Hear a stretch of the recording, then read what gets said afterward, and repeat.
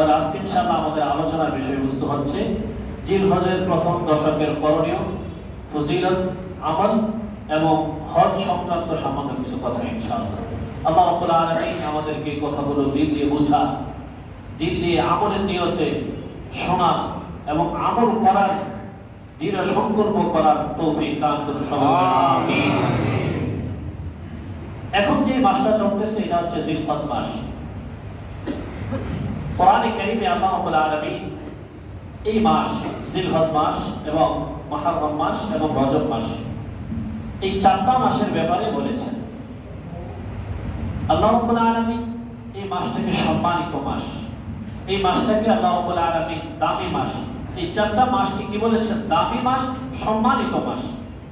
কোরআনে কারীমে সূরা তাওবার মধ্যে আল্লাহ তাআলা ইরশাদ করেন, ইন্না ইদ্দাতাশ শুহুর عند الله 12 شهرا في كتاب الله يوم خلق السماوات والأرض منها 4 حرم الله رب العالمين ارشاد করেন إن عدة الشهور عند الله 12 شهرا في كتاب الله যেদিন থেকে পৃথিবী শুরু হয়েছে, যেদিন থেকে এই জমিন ও আসমান সৃষ্টি হয়েছে, আল্লাহ রাব্বুল আলামিন যেদিন থেকে এই জমিন আসমান সৃষ্টি করেছেন, সেদিন থেকে আল্লাহ রাব্বুল আলামিনের কাছে গণনার জন্য, মানুষ হিসাব করার জন্য 12টি মাস আল্লাহ রাব্বুল আলামিন আমার আপনার জন্য নির্ধারণ করে দিয়েছে।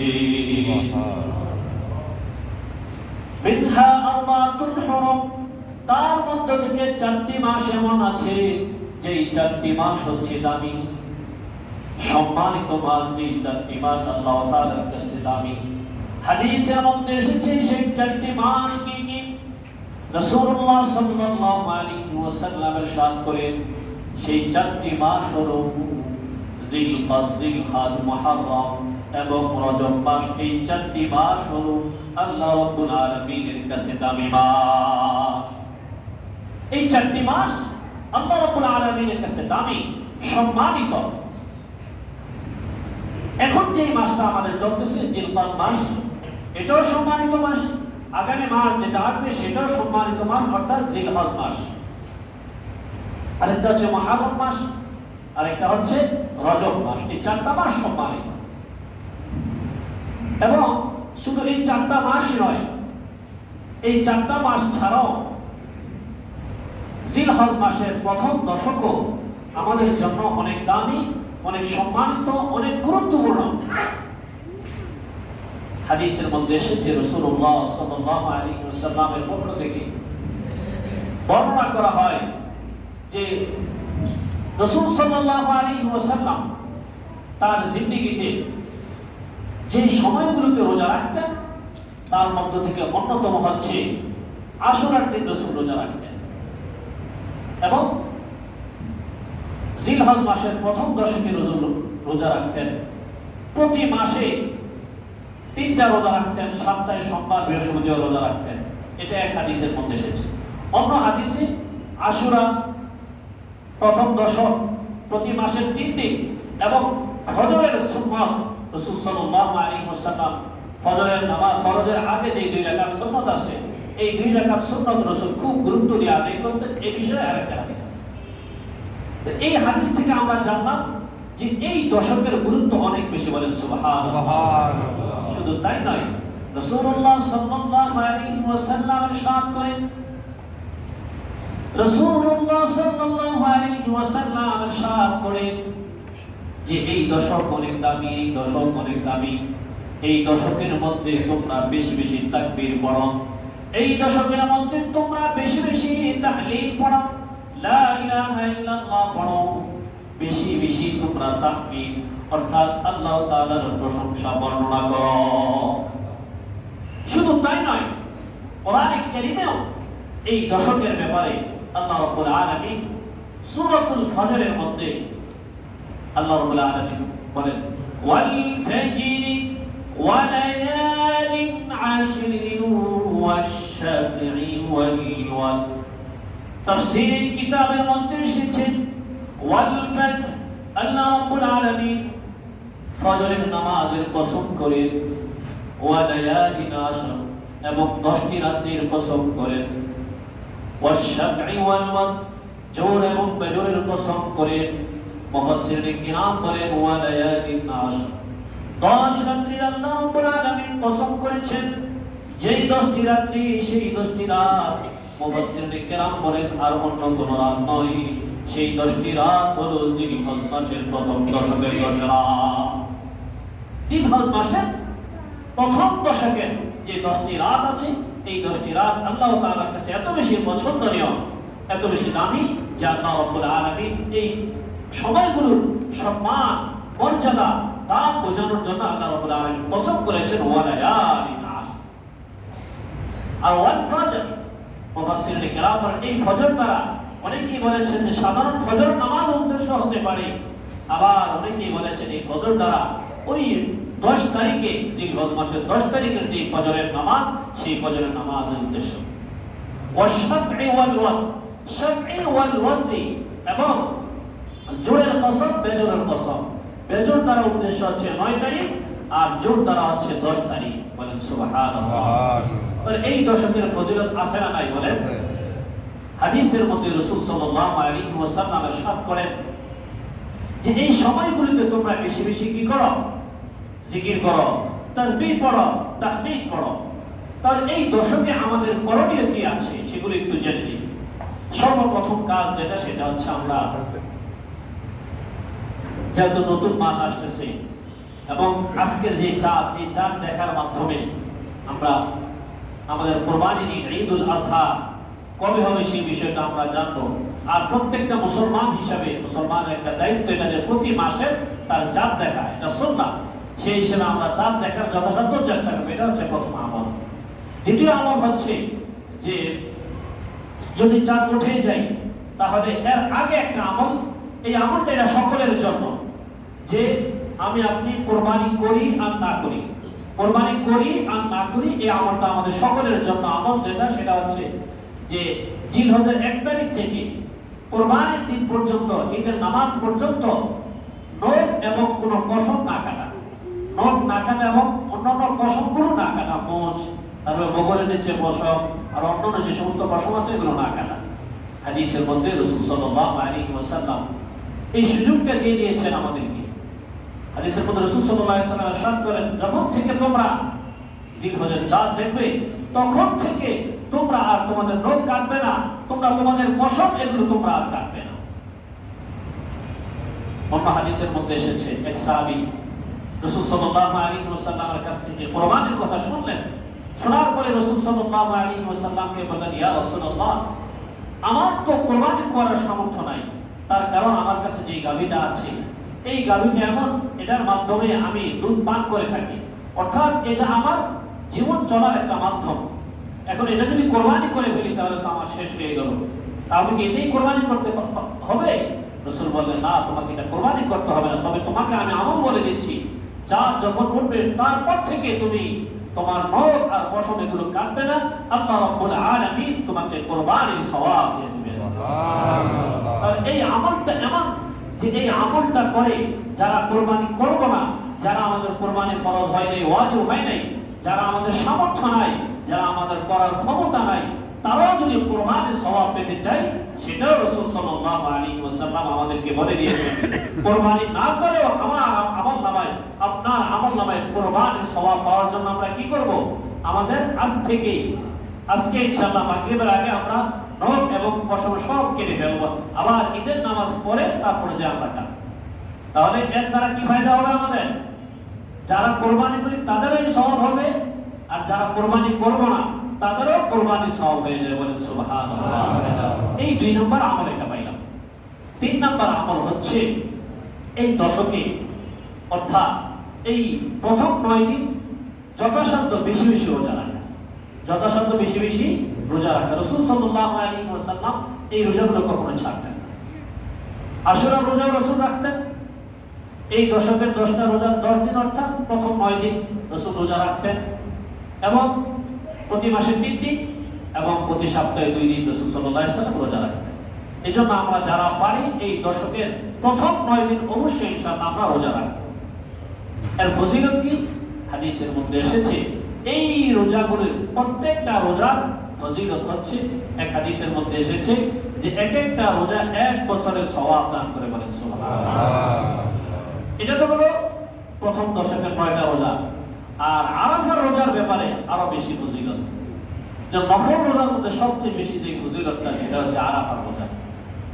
আমরা ওই রোজাটা সবাই চেষ্টা করবো ইনশাআল্লাহ রাখবো ইনশাআল্লাহ। ওটার ফজিলতটা কি? রাসূল সাল্লাল্লাহু আলাইহি ওয়াসাল্লাম ইরশাদ করেন, আহতাসিবু আলাল্লাহ সাওম ইয়াউমি আরাফা।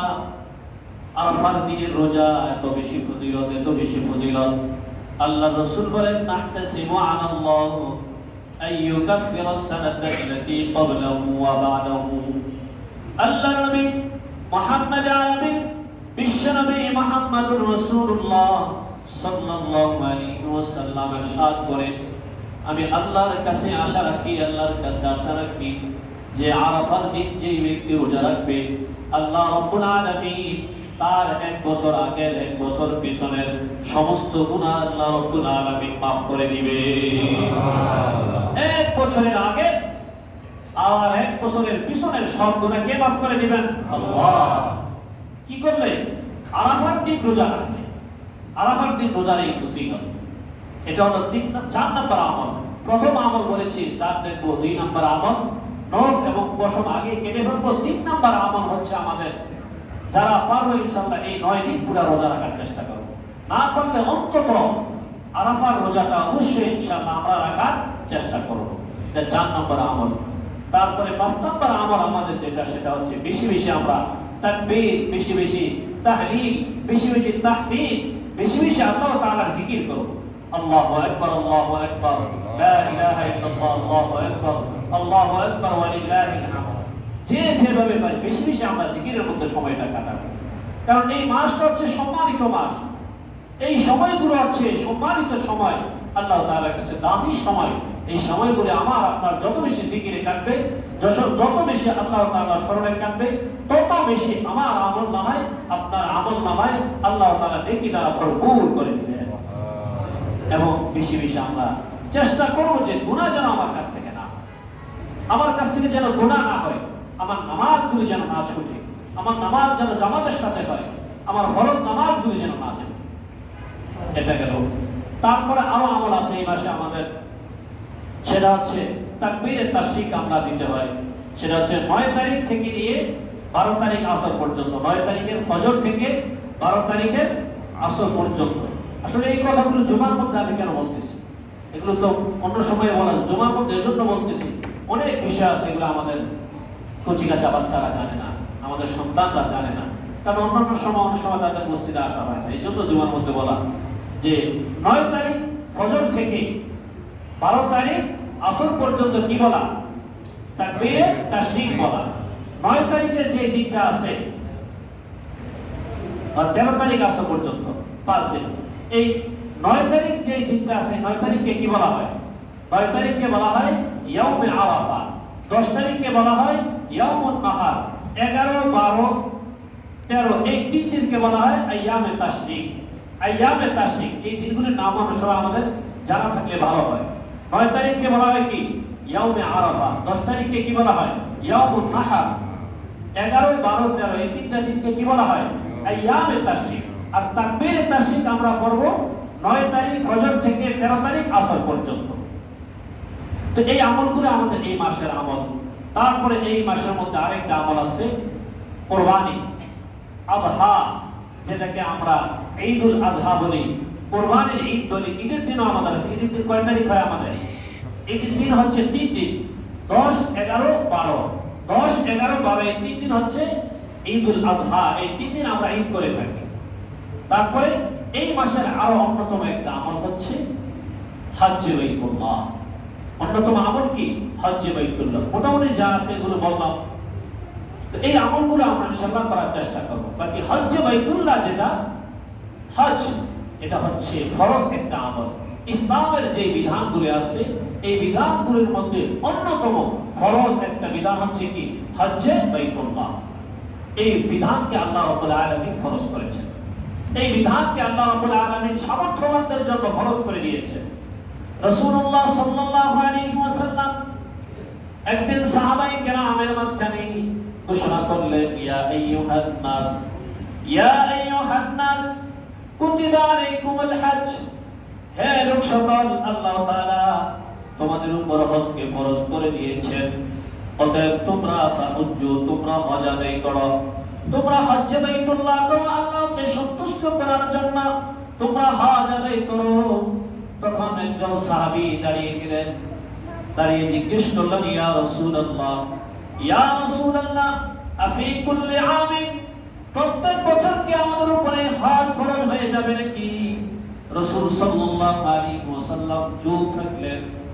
সাহাবী আবার জিজ্ঞেস করেন, ইয়া রাসূলুল্লাহ প্রতি বছর আমাদের উপর হজ ফরজ হয়ে যাবে নাকি? রাসূল তারপরেও চুপ থাকলেন। আবার সাহাবী জিজ্ঞেস করলেন, রাসূল তাও চুপ থাকলেন।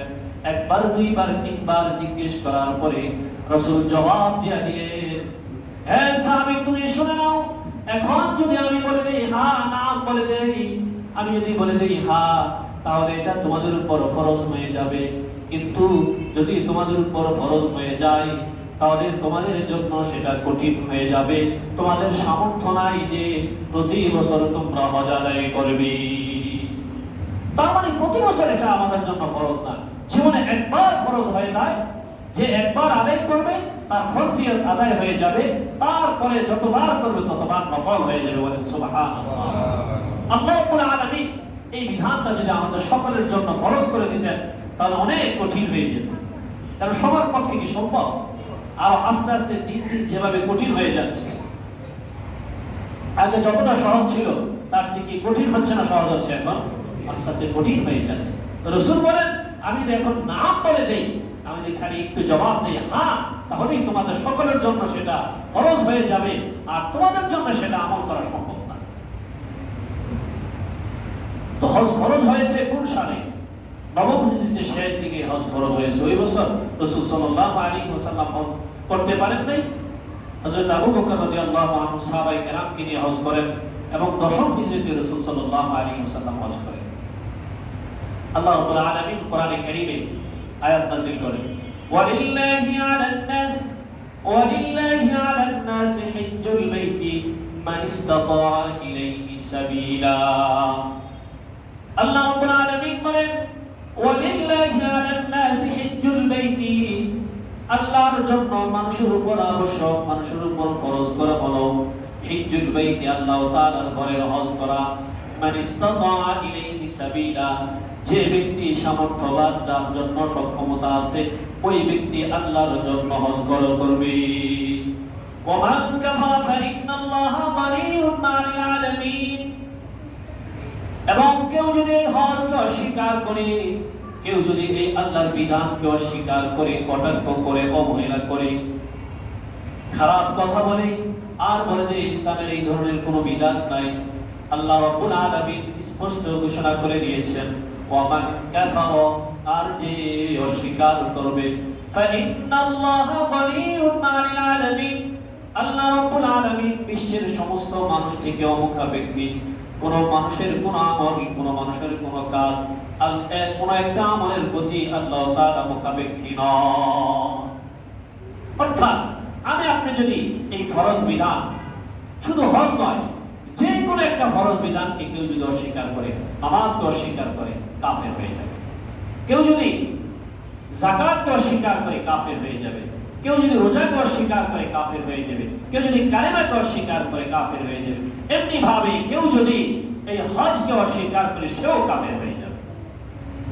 কারণ ফরজগুলো যেগুলো আছে, এই ফরজগুলো নিয়ে অন্যান্য বিধান যেমন হোক, ফরজগুলো যে সরাসরি অকাট্য প্রমাণ দ্বারা প্রমাণিত, যে ব্যক্তি এই বিধানকে অস্বীকার করবে সরাসরি সে কাফের, তাকে মুসলমান বলা যাবে না। আবার সে স্বীকার করতে হবে, কালিমা পড়ে মুসলমান হবে, তো সে মুসলমান হয়ে যাবে। এজন্য হজের বিষয়টা অনেক সময় অনেকে বিষয়গুলো কটাক্ষ করে। আমরা মুসলমানরা অনেক সময় না বুঝে অবহেলা করে, আসলে কি এই ধরনের যদি দুর্বলতা আসে, তাও তার ঈমানের সমস্যা আছে। কারণ কালিমার মধ্যে যদি, ঈমানের মধ্যে, কালিমার মধ্যে যে আল্লাহর ব্যাপারে কারো যদি সন্দেহ থাকে, সে মুসলমান থাকতে পারে? বলেন না কেন? সবাই এমন আস্তে আস্তে বলতেছেন যে আমাদের মধ্যে অনেক কষ্ট হচ্ছে। নামাজের ব্যাপারে, নামাজ যে ফরজ, আমি আমল করতে পারি না, আপনি ঠিক মতো নামাজ পড়েন না, সেটা ভিন্ন জিনিস, আমল করেন না, কিন্তু নামাজ ফরজ এই কথাটা কেউ যদি অস্বীকার করে তাহলে তার ঈমান থাকবে না। রোজা অস্বীকার করলে ঈমান থাকবে না। যাকাত অস্বীকার করলে ঈমান থাকবে না। হজকে অস্বীকার করলে ঈমান থাকবে না। তাহলে ফরজ বিধানগুলি কেউ যদি অস্বীকার করে তার ঈমান থাকবে না। এই জন্য আল্লাহ রাব্বুল আলামিন বলেন ওয়ামান কাফারা, কেউ যদি অস্বীকার করে তাহলে জেনে নাও ফাইন্নাল্লাহা গানিয়্যুন আনিল আলামিন, আল্লাহ তাআলা গোটা বিশ্ববাসীর থেকে অমুখাপেক্ষী।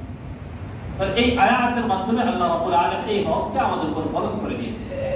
এই হজটা ইতিহাসটা কি কখন থেকে শুরু হয়?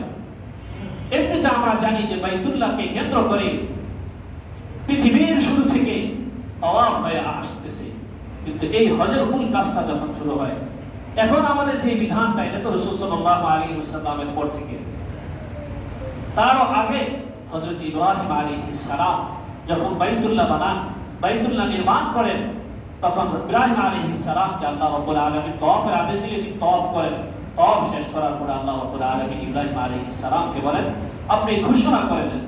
আল্লাহ রাব্বুল আলামিন বলেন ওয়াআল্লিম ফিন-নাসি বিল-হাজ্জি ইয়াতুকা রিজালা ওয়া আলা কুল্লি দামিরিন ইয়াতিনা মিন কুল্লি ফাজ্জিন আমিক।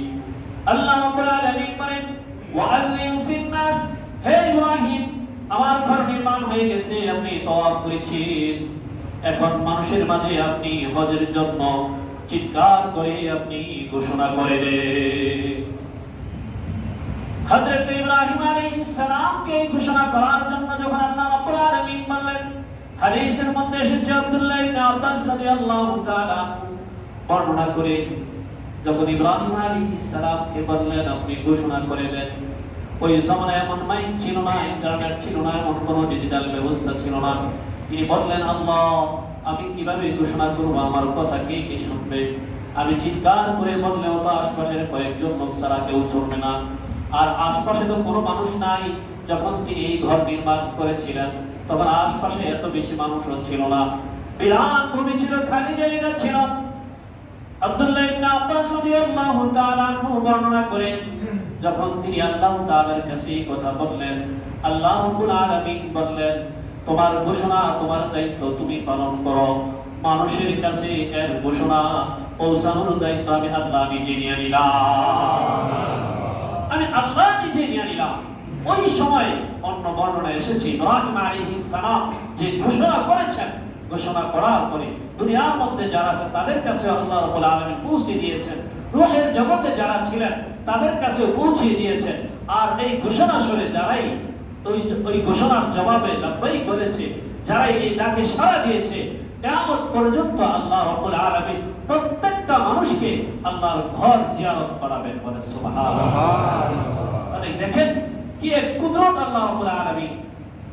ওনাকে বলতেছেন যে আপনি ঘোষণা করেন, তিনি বলতেছেন না আমার এই ঘোষণা আমি বলতেছি কে আর শুনবে? আল্লাহ বললেন যে না, তোমার দায়িত্ব তুমি পালন করো, পৌঁছানোর দায়িত্ব আমি কে নিয়ে নিলাম? আল্লাহ। তাহলে এই যে আমাদের হজ্জে বাইতুল্লাহ হচ্ছে, এটা কি আজ থেকে নাকি দীর্ঘ আগ থেকে, অনেক আগ থেকে এটা চলে আসছে।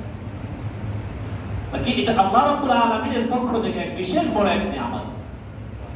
এখন তো আমরা যারা আছি হজের ফাজাইল, হজের গুরুত্ব, হজের মাহাত্ম আমাদের জানা নাই, এই জন্য আমাদের হজের প্রতি ততটা একটা আগ্রহ হয় না। অনেকে আছে এমন আল্লাহ রাব্বুল আলামিন তাদেরকে সামর্থ্য দিয়েছেন কিন্তু আমরা হজ করতে যাই না, বিভিন্ন অজুহাতে, বিভিন্ন অবহেলায় আমাদের দেরি হইতেছে।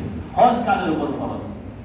আমরা জানি যে যাকাতের ক্ষেত্রে একটা নেশা আছে এবং কুরবানির ক্ষেত্রেও নেশা আছে। হজের ক্ষেত্রেও একটা সম্পদ আছে, মানিস্তাতা ইলাইহি সাবিলা, যে ব্যক্তি বাইতুল্লাহ যাওয়ার সামর্থ্য রাখে, অর্থাৎ তার পরিবার পরিজন চলার মতো যেই কয়েকদিন হজের জন্য দরকার, ওই কয়েকদিনে তাদের ভরণ পোষণ তাদেরকে দেওয়ার পরে এবং নিজের যেই সম্পদ দিয়ে চলাফেরা করে, নিজের জীবন অতিক্রম করে খাওয়া দাওয়ার জন্য চলে, এই সম্পদ ছাড়া যদি তার এই পরিমাণ সম্পদ থাকে যেটা দিয়ে সে হজ করে আবার দেশে ফিরে আসতে পারবে, এর মধ্যে মদিনা জিয়ারত জরুরি না, শুধুমাত্র হজ করতে পারে, এই হজ করে আবার দেশে আসতে পারে, তার উপর আল্লাহ তাআলা হজকে ফরজ করে দিয়েছে। তাহলে এর মধ্যে কি এটা আছে যে 40 দিন 50 দিন এমন জরুরি? মদিনার জিয়ারতও ফরজ হওয়ার জন্য না, মদিনা যাওয়ার ফজিলত অবশ্যই অনেক বেশি, বাকি ফরজ হওয়ার জন্য ওইটা আবশ্যক না। কথাটা বুঝাইতে পারলাম নাকি? মানে মদিনায় যাওয়ার জিয়ারত করা ওটার ফজিলত আছে অনেক বেশি, কিন্তু ফরজ হওয়ার জন্য এটা আবশ্যক না। ওই টাকাও যদি কারো কাছে না থাকে যে না আমার তো মদিনায় জিয়ারত হওয়া লাগবে, ওইটা নাই, এর চেয়ে একটু কম আছে যেটাতে আমি মোটামুটি হজটা করে চলে আসতে পারবো, এই পরিমাণ হইলেও ফরজ হয়ে গেছে। তাহলে আমরা এবার হিসাব করি আমার পরিবার 1 মাস 2 মাস চলার মতো তাদের খরচ দিয়া, এবং আমার যদি কোনো সম্পদ থাকে জায়গা জমি থাকলে ওইটা দিয়া চলার পরে যদি এমন থাকে যেটা দিয়ে আমি হজ করে আসতে পারবো, তাহলে আমার উপর হজ খরচ হয়ে গেছে। এবার এটা আমরা নিজেরাই হিসাব করে নিই, তাহলে আমাদের উপরে হজটা ফরজ হয়ে গেছে। এটা হচ্ছে পুরুষের ক্ষেত্রে। আর মহিলার ক্ষেত্রে এই পরিমাণ সম্পদ, যে সম্পদে সে নিজে যেতে পারবে, আর যদি তার কোনো মাহরাম থাকে যে ভাই ছেলে সন্তান তারাও যদি যাওয়ার হয় তাহলে তার সক্ষমতা হয়ে যাবে। আর যদি কেউ না থাকে তাহলে একজন মাহরামের খরচ হইলে তারপরে নিজের খরচ এবং মাহরামের খরচ দুইজনের খরচ যদি একজন মহিলা মালিক হয় তাহলে ওই মহিলার উপর হজ খরচ হয়ে যায়। আর যদি এমন হয় যে একজনের মাহরাম নিয়মিত আসা যাওয়া করেন তাহলে আর মাহরামের খরচটা লাগবে না, কারণ মাহরাম তো তার যথেষ্ট আছে। এই তো খরচটা হলো আমাদের উপর। এবং এই যে হজ ফরজ হয়েছে, আমরা আমল করলে আমরা তো মনে করি যে আমাদের সম্পদ কমে যাবে না। রাসূলুল্লাহ সাল্লাল্লাহু আলাইহি ওয়াসাল্লাম ইরশাদ করেন, এই হাদিস আগে শুনিয়েছি যে কি কি আমল করলে রিজিক বাড়ে, তার মধ্যে একটা হচ্ছে কি এই হজ করা, উমরা করা। রাসূল সাল্লাল্লাহু আলাইহি ওয়াসাল্লাম ইরশাদ করেন, তাবিউ বাইনাল হজ্জ ওয়াল উমরা, তাবিউ বাইনাল হজ্জ ওয়াল উমরা ফাইন্নাহুমা ইয়ানফিয়ানিল ফাকর ওয়াদ দুনুব। তোমরা হজ করো তারপর উমরা করো, আবার হজ করো আবার উমরা করো। তোমরা কি মনে করো এই হজের কারণে তোমাদেরকে আল্লাহ তাআলা রব্বুল আলামিন গরিব করে দিবেন? না না, তোমাদেরকে আল্লাহ তাআলা গরিব করবেন না, তোমাদের সম্পদ কমে যাবে না, বরং ফাইন্নাহুমা ইয়ানফিয়ানিল ফাকর ওয়াজ যুনুব। এই হজ করার মাধ্যমে দারিদ্রতাও দূর হয়ে যায় এবং মানুষের গুনাহগুলো দূর হয়ে যায়। হজ করার মাধ্যমে কি দূর হয়? দারিদ্রতা দূর হয়, আর্থিক অবস্থা ভালো হয়। এটা দুনিয়াবী অবস্থা বললাম, সময় শেষ। এজন্য আখিরাতের ফজিলত কি সেটা বলি। আখিরাতের ফজিলত হচ্ছে রাসূল সাল্লাল্লাহু আলাইহি ওয়াসাল্লাম এই হাদিসের মধ্যে ইরশাদ করেন, মান হাজ্জা লিল্লাহি ফালাম ইয়ারফাস ওয়া লাম ইয়াফসুক রাজা'a কায়াউমিন ওয়ালাদাতহু উম্মুহু। যে ব্যক্তি একমাত্র আল্লাহর জন্য হজ করবে, দুনিয়ার কোনো মানুষকে দেখানোর জন্য নয়, মানুষ আমাকে হাজী বলবে এই জন্য নয়, হজে না গেলে মানুষ কি বলবে এই জন্য নয়, সমাজের মধ্যে একটা স্ট্যাটাস বাড়ানোর জন্য এই জন্য নয়, একমাত্র আল্লাহকে খুশি করার জন্য নিজের উপর হজ ফরজ হয়ে গেছে এই চিন্তা করে আল্লাহর বিধান মানার জন্য যে ব্যক্তি হজ করবে, রাসূল বলেন সে যখন হজ করে ফিরে আসবে তখন সে এমন ভাবে ফিরে আসবে যেন মায়ের পেট থেকে ভূমিষ্ঠ হলে একটা সন্তান যেমন নিষ্পাপ থাকে, তার কোনো গুনাহ থাকে না। রাসূল বলেন ওই ব্যক্তিটা যখন সেখান থেকে ফিরে আসবে তারও আমলনামায় কোনো গুনাহ থাকবে না, নিষ্পাপ অবস্থায় ফিরে আসবে। শুধু তাই নয়, বরং পরকালে এর মাধ্যমে আপনি কি পাবো? হাদিসের মধ্যে এসেছে, আল হজ্জুল মাবরুর, আল হজ্জুল মাবরুর লাইসা লাহু জাযাউন ইল্লা আল জান্নাহ। যার হজ মাবরুর হয়ে যায়, যার হজটা একমাত্র আল্লাহর জন্য হয়ে যায়, ওই ব্যক্তিকে আল্লাহ রাব্বুল আলামিন কি দিবেন? রাসূল বলেন লাইসা লাহু জাযাউন ইল্লা আল জান্নাহ। আরে তার প্রতিদান জান্নাত ছাড়া আর কি হতে পারে? সুবহানাল্লাহ। মানে রাসূলের কথার ভাবটাই এমন, লাইসা লাহু জাযাউন ইল্লা আল জান্নাহ, তার প্রতিদান জান্নাত ছাড়া আর কি হতে পারে? মানে বলার মধ্যে এমন যে আল্লাহ তাআলা তো তাকে জান্নাত দিয়েই দিবেন। সুবহানাল্লাহ। তাহলে হজের ব্যাপারে সংক্ষেপে কিছু কথা বললাম, এবং এই মাসে সামনে আমাদের কি আমল করণীয় সেটাও সংক্ষেপে কিছু বললাম। আল্লাহ রাব্বুল আলামিন আমাদেরকে এই হজের বিষয়ে আরো জানা এবং হজের বিষয়ে আমাদের মনের মধ্যে যে ভুলগুলো আছে সেগুলো শুধরে হজ সম্পর্কে আরো বেশি জেনে এই ফরজ বিধানটাকে পালন করা এবং সবাইকে এই বিষয়গুলো আরো জানানোর তৌফিক দান করুন। এবং এই দশকে আমাদের সবাইকে আমলের মধ্যে কাটিয়ে আল্লাহ রাব্বুল আলামিনের কাছে নিজেদেরকে একজন খাঁটি মুমিন, একজন ভালো মুসলমান হিসেবে নিজেকে উপস্থাপন করার তৌফিক দান করুন। আমিন ওয়া আমিন।